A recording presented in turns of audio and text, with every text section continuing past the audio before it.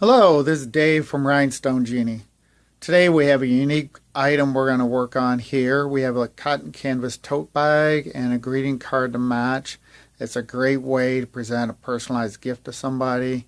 Makes a great kids project to work on.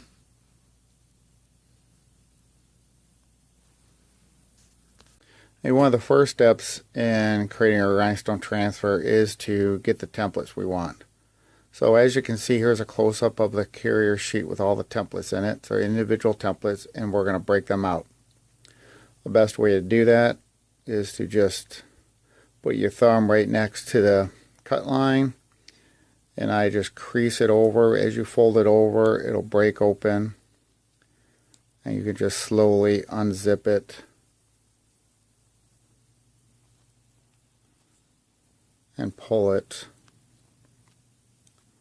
all the way out, just like that. And then we're going to do that for each individual piece. Again, just remove it like that. All right. And then we can do that for the letters also. So again, just crease it right at the seam, create an opening, and unzip the letters. Let me do that again so you can see it a little better. Right there, just fold it right at the seam, create an opening, and gently lift out the letters. And we're going to do that for all the letters here.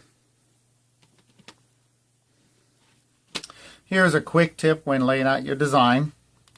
The magnets are reversible, so they'll adhere in either side, depending on which way you want the leaf to face in the case of this cherry.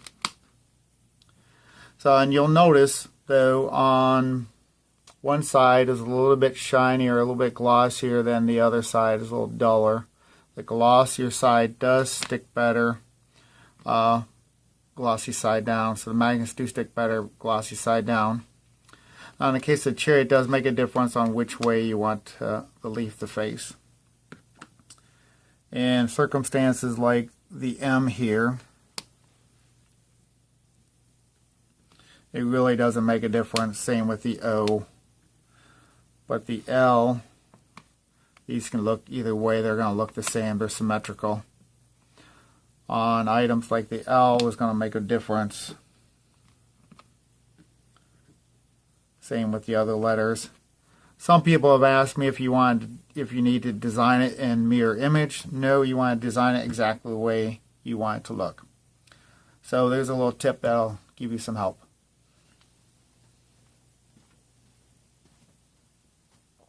Okay, for our next step, what we're going to do is we're going to line up our templates. In this case, we're just going to use the one butterfly. We're going to take our sweeping pad here with it, and we're going to create a pile of rhinestones, and I'm going to sweep that pile of rhinestones back and forth the surface several times. What's happening is the rhinestones are rubbing against each other and grinding against each other will knock out the ones upside down, and when they're falling shiny side up, they'll stay in the holes. And as you can see, sometimes you get one that's a little stubborn, so that one that's upside down. So what we're going to do is pile on the rhinestones, give it a little scrubbing action, let the rhinestones grind against each other. And you can see once they're in the holes, they'll stay in the holes. And then I want to sweep away all the rhinestones away from the design so we have a good open area. Set that to the side. We're going to grab our Hotfix tape here, which is a clear adhesive back tape with a white backer. We're going to set the backer to the side and take our clear adhesive back tape, which is called Hotfix transfer tape, and we're going to lay that right down on top of our design. Rub it down with the sweeping pad. That kind of conforms to the rhinestone, so it grabs a hold of them really well. Next step is real important. As you peel back, if you peel straight up, sometimes the magnets want to lift up, so it's real important on how you peel back. So we're going to grab the corner and peel it back, roll it back almost onto itself at an angle, and roll back real slow. By peeling it back this way, all the magnets will stay down and only the rhinestones come up. So here's our final rhinestone transfer, all finished, ready to apply. For right now, we're going to put it right back on the white backer came on and set that aside until we're ready to heat it on. Now, if any were out of place, we could take our thumbnail and slide them into place. They'll slide underneath the tape into place. Now, if one was missing, or if you had one upside down, or totally out of place, we take it like that, peel it off, and set it upside down. Grab the one that is out of place and remove it. And then you can pick another one and put it in place. And that's how you make a quick, easy fix. So for right now, we're going to put it right back on a backer. Everything looks perfect. No fixes need to be made. And we'll set this aside to heat on in just a few moments.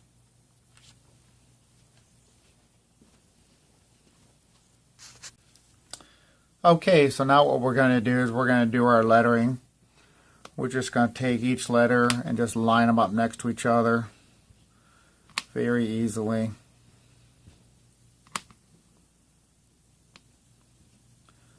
Just like that. And we go through the process we did earlier. We take a big pile of rhinestones and we're just going to sweep that pile back and forth the surface. Give it a little scrubbing and clear off any extra rhinestones. And you can see how quickly the rhinestones fall in the hole, shiny side up. So that's all there is to it. And again, we're going to take our Hotfix tape here, peel that tape back, separate the top layer from the white backer, set that aside, and we just take our clear Hotfix tape and line that up and apply that over the rhinestones. Use our sweeping pad, rub it down so it grabs a hold of the rhinestones real well. And again, when we peel this back, I'll see if I can get this to happen. If you peel straight up, sometimes, as you can see that the magnetics want to peel up. So what you want to do is peel back at an angle and just roll it back nice and low and slow. And that'll just pick up the rhinestones and the magnets will stay down. And there's your final design. Now we'll put that right back onto the white backer came on, and we're going to apply that in just a moment. We're going to take our sweeping pad, rub it down so all the rhinestones are laying flat. And if anything's out of place, we can go back and make our quick fix.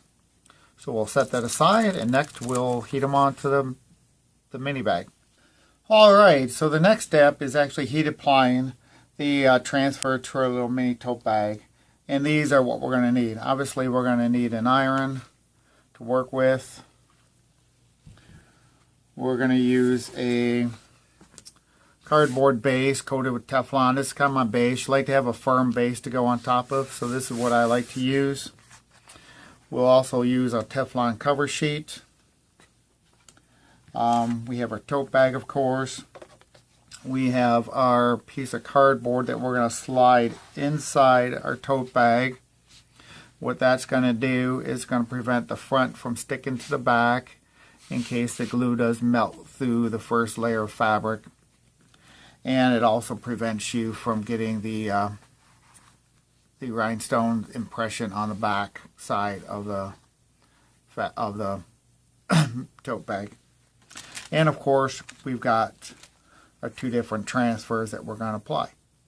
So this is what we need, and here we go.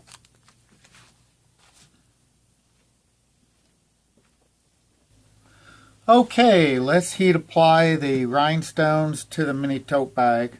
I'm working on a plastic table, and I don't want to able to warp on me or anything, so I'm going to put some extra fabric down just to dissipate the heat so it won't melt, deform the table. Then I'm going to put down my my base cardboard with Teflon stapled to it, so I got a firm base to work on. And now I'm going to lay down my little mini tote bag, and I'm going to stick my cardboard inside it just like that. And again, that's going to prevent the front from sticking to the back if the glue from the back of the rhinestones melt through the fabric. And then the first step I'm going to do is I'm going to just pre-iron it just to make sure it's nice and flat and remove any moisture, maybe just about 15 seconds worth of ironing. So we've got our mini tote bag all ready to heat apply.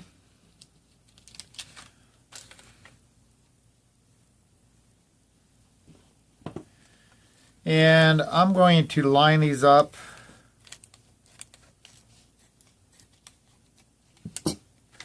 so first I'm going to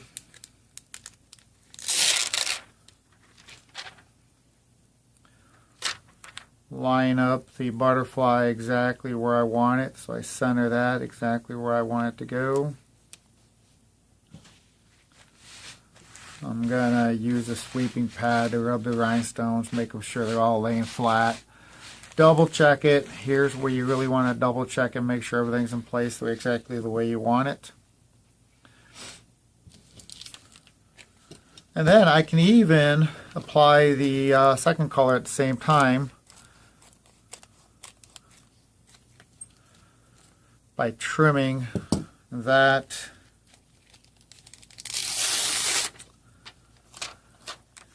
I can do this because the rhinestones are not overlapping the film from the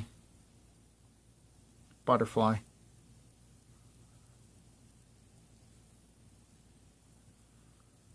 And there we go. So we have everything lined up, ready to heat apply. And my iron is not wide enough, so we're going to do 2 applications with this. We're going to heat one side, and we'll go back, heat the other side.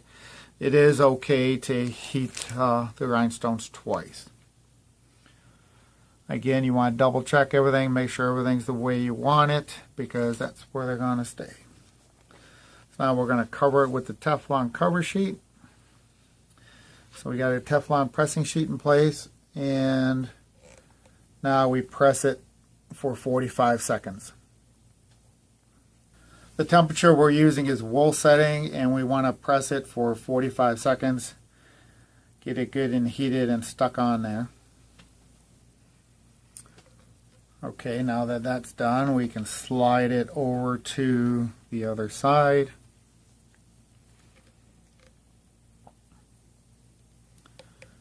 And just heat the other side.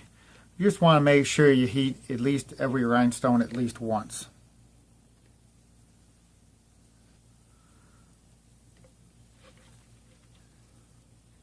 Okay, now we're going to let it cool for about 30 seconds. The tape should be pretty hot to the touch at this point, so you want to wait for it to cool about 30 seconds before you peel it off. Let the time for the glue to solidify and be stuck onto the fabric.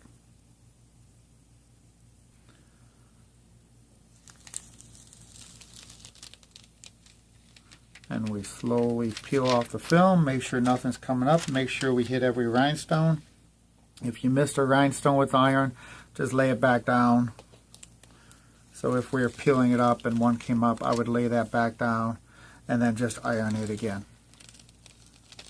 But it looks like we hit every rhinestone at least once. So that's all you need to do, and now we're finished. But I do like to take it one extra step further to make sure the rhinestones are going to stay on there permanent. I'm not going to have to worry about it. At this point, it is washable, dryable. It'll pretty much last the life of the fabric. But we're going to take it one step further. I like to turn my items inside out, or flip them over if you can. And we're going to heat from the back side. So again, I get this lined up and set in place. And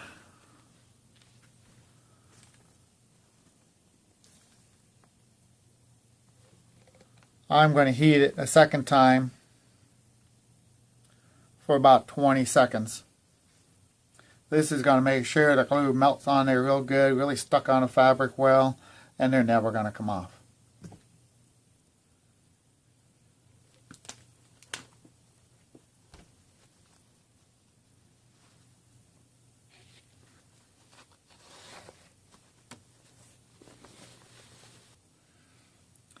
And here's our final mini tote, or little gift bag, if you mind. And it's all finished. The rhinestones on there perfect. They're shiny, and they're going to last the life of the fabric. It's washable, dryable.